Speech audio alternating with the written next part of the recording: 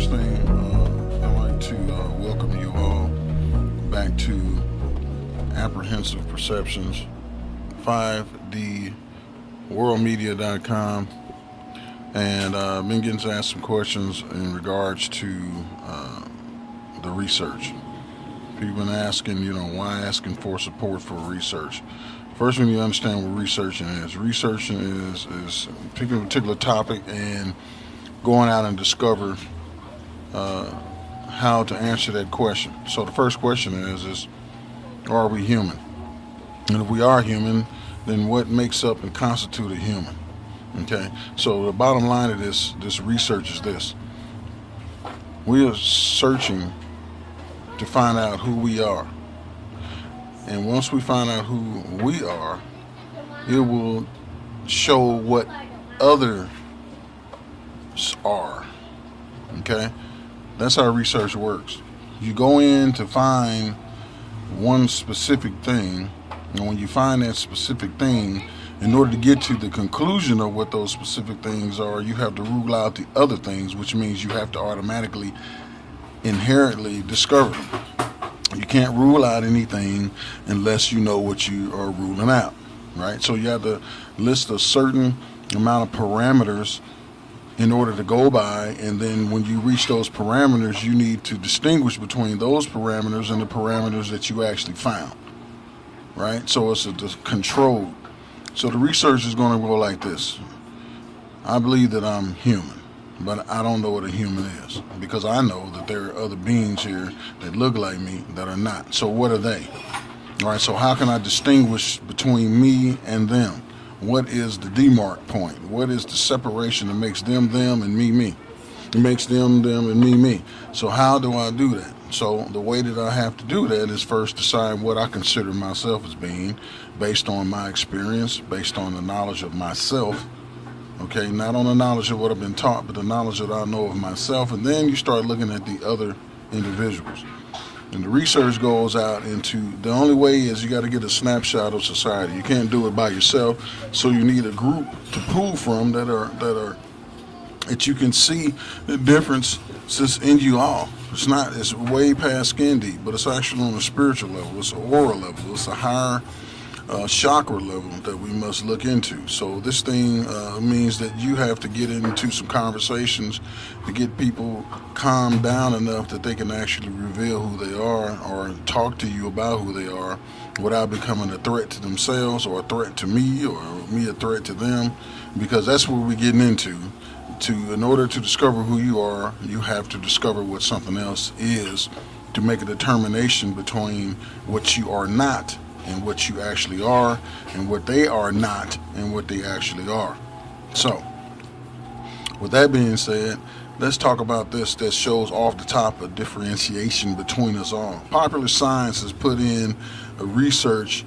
The University of Vermont have discovered 2 new proteins on red blood cells that confirm the testable existence of 2 new blood types. Okay, if you don't see that there's some differences there, you got to get it together. This is back in 2012 that this article went up. But see, we forget about what they've already talked about. Now listen, they talk about the total number of recognized blood types is up to 32.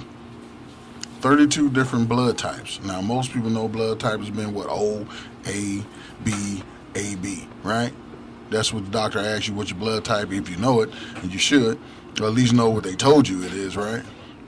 You go in, and then you give that information on what type of blood type you have.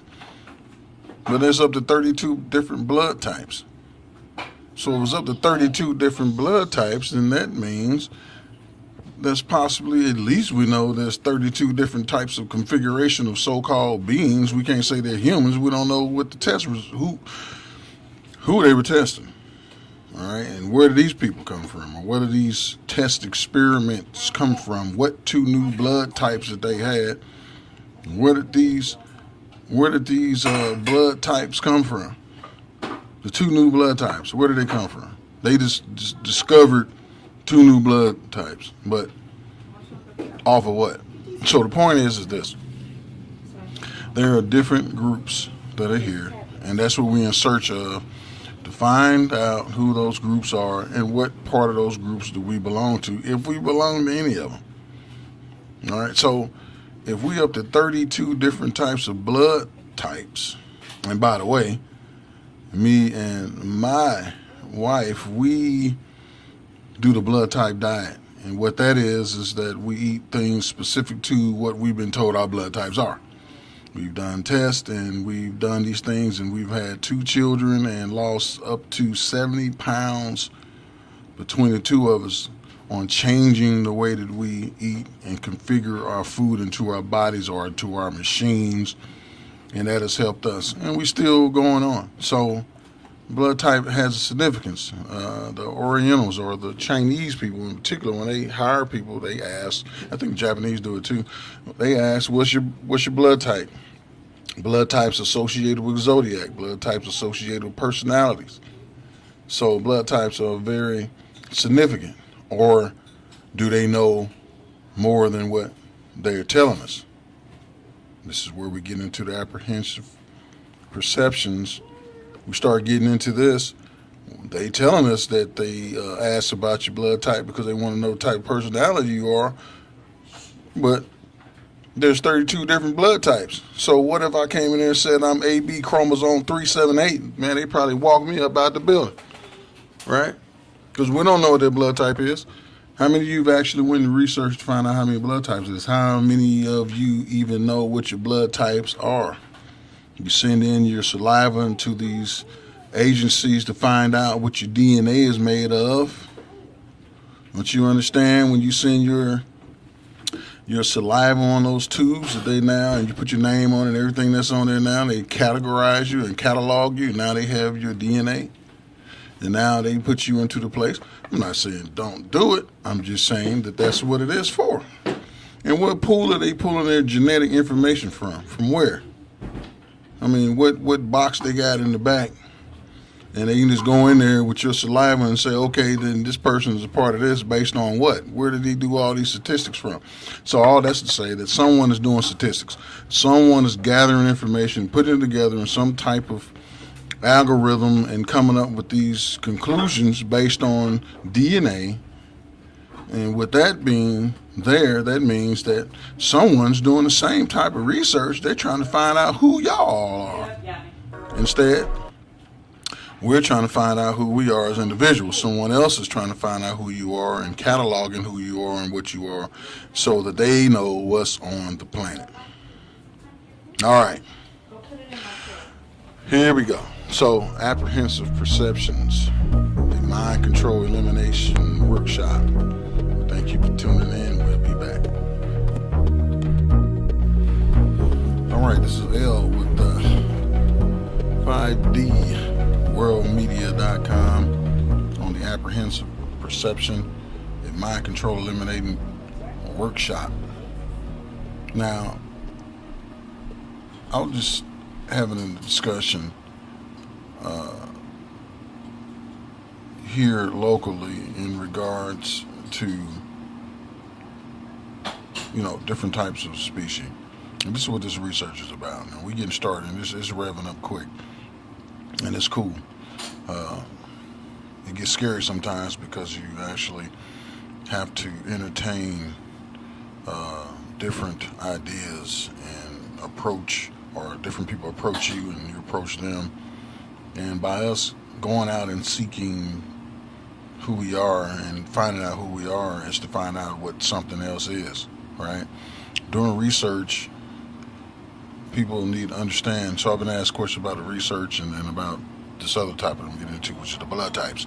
But before I get into the blood type, I want to talk about the research. And people, when I go and ask for support on the research, people need to understand what research is. Research is having a hypothesis on what it is that you're trying to do. All right, so we need to find out what we are. That's the hypothesis. What are you? You claim to be human. We need to decide what is human and then what isn't human. Okay, not the obvious things. Obviously, the tiger isn't, right? So we understand that. That's not what we're talking about. There are beings who look like us that are not us. There are beings who claim to be human, are supposed to be human, but we need to determine what is human. Then we need to determine what is something else. All right. So human right now appears to be, up balking entities or beings, but so is Bigfoot. so is a gorilla, right? So we know that those are not so-called humans, right? So we got to get into that, but we don't get into that on these talks, unless you guys requesting to a specific thing that I will specifically say something about it. We can get into that if you request that. You know what I mean? If someone says, "Hey man, let's sit down, let's talk about it, have a discussion on that, show your thoughts, so we can pan back and forth." And I'm gonna tell you like this: whoever brings that forth, and we get into that type of conversation, let's get into it. We give a call, we put it together, and we will get involved and bring it to the podcast. So we get your number and everything from you, and we can call up, and again, that's a part of getting involved with this research. Okay, now let's get back to where I was at before.